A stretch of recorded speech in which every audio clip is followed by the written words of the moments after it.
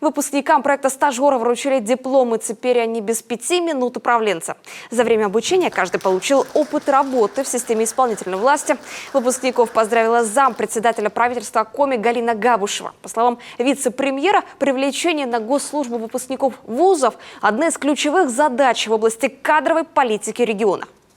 Проект «Стажер» как раз направлен на привлечение в систему государственного управления молодых специалистов, заинтересованных в том, чтобы наша республика развивалась.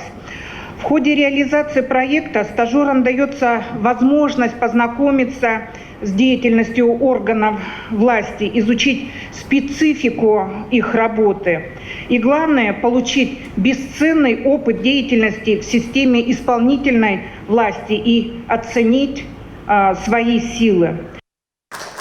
Проект «Стажера» в республике реализуется 8 лет. 5 победителей трудоустраиваются в подведомственные учреждения администрации главы Коми и зачастую делают отличную карьеру в государственной службе.